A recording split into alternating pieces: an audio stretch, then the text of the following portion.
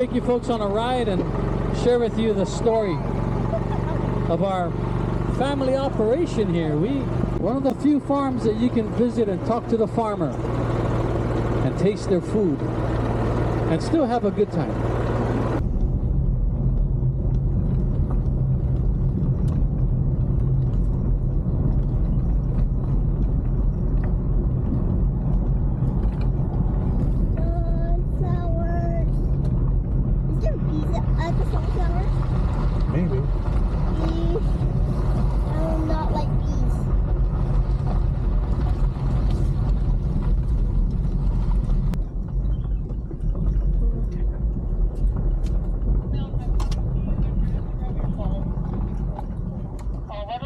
Good.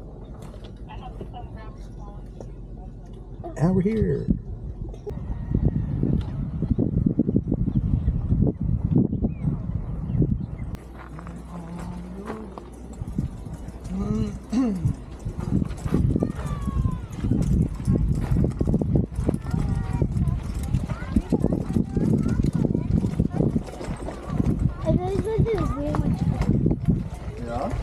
Normally I'm holding my baseball bag or bucket, water bottle. Oh, it's fine.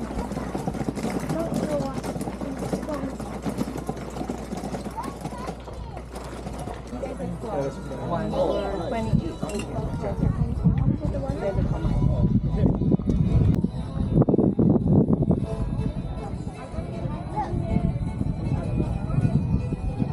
Go till 10 o'clock. Okay?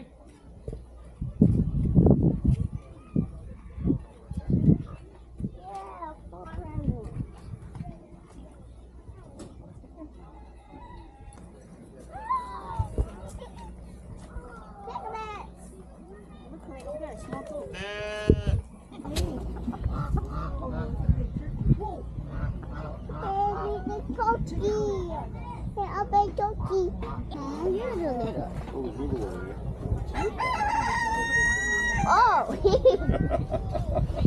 He licks it.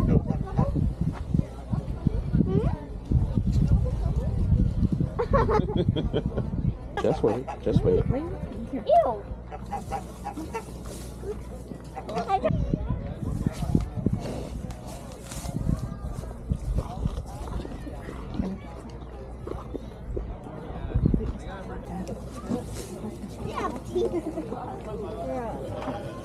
not know. Daddy! Happy Daddy.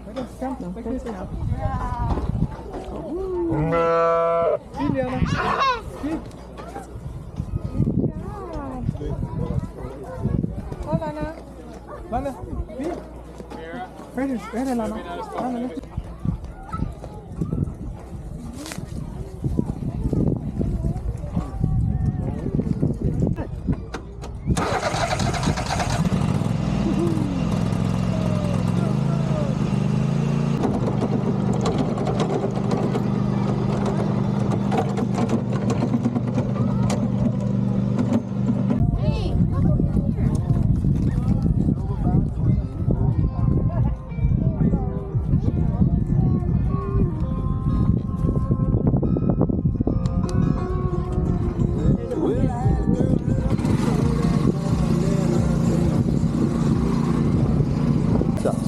Just gotta press this button, bro. Aim and shoot. You're trying to aim for that small little pumpkins on the hay bales, bro. Good luck, yeah. All right.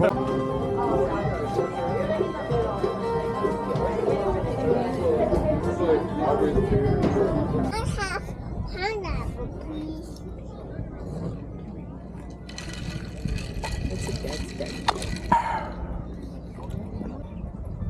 Wanna try some juice?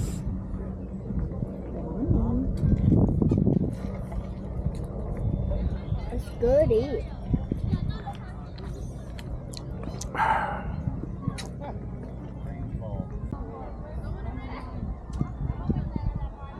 Yeah, jumbo size.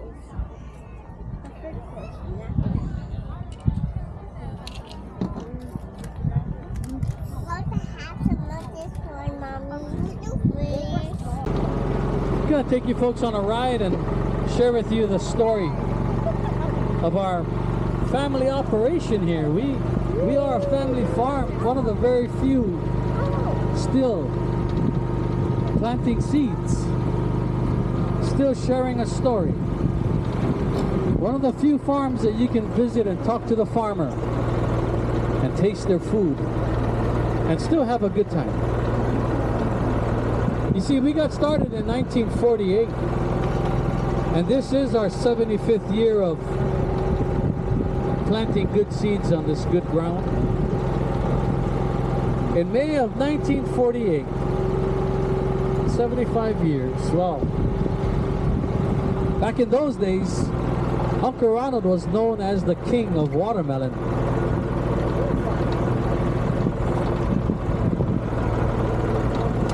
Uncle Ronald didn't have any children, but he was always surrounded by his nieces and nephews, including my mother-in-law. My mother-in-law grew up here as a third-generation farm girl. She grew up here along with the rest of her brothers and sisters and cousins.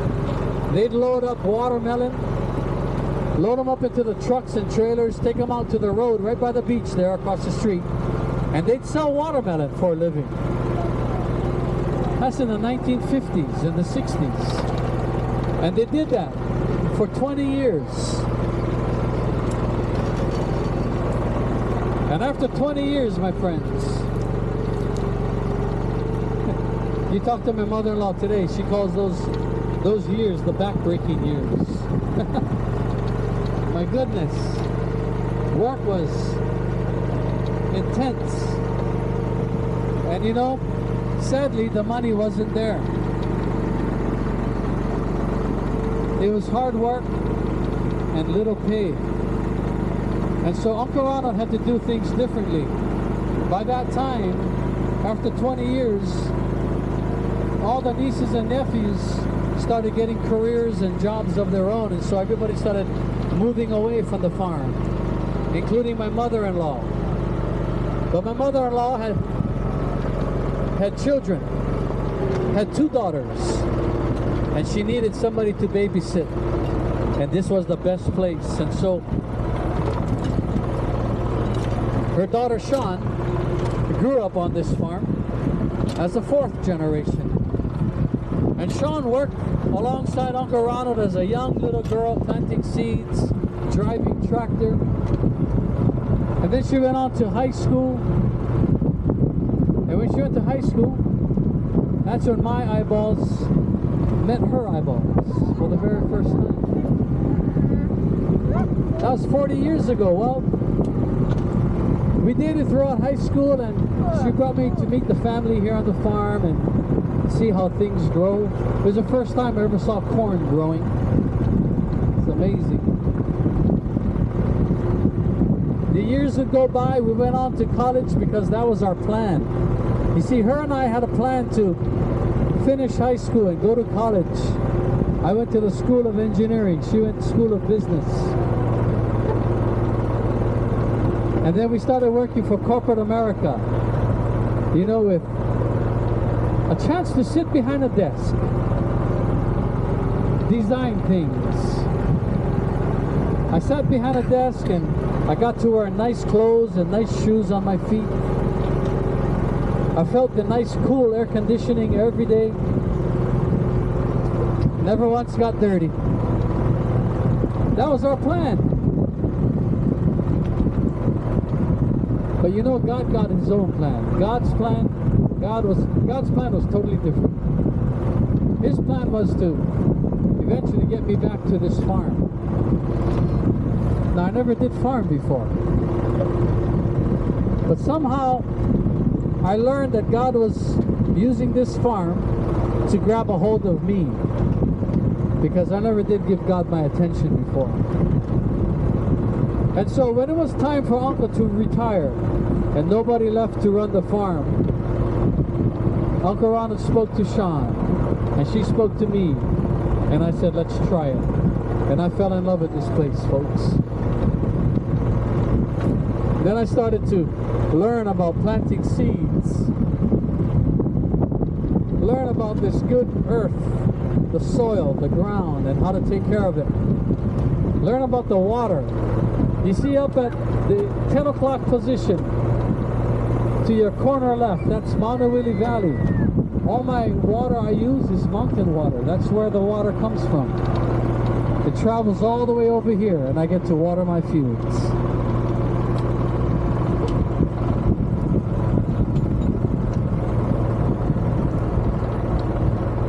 Out here I learned about the sun and how the sun comes out over Rabbit Island every single morning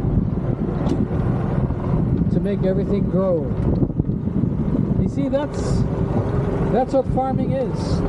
Everything starts with a seed, the soil, the water, the sun, and then it takes a lot of patience to wait for the harvest.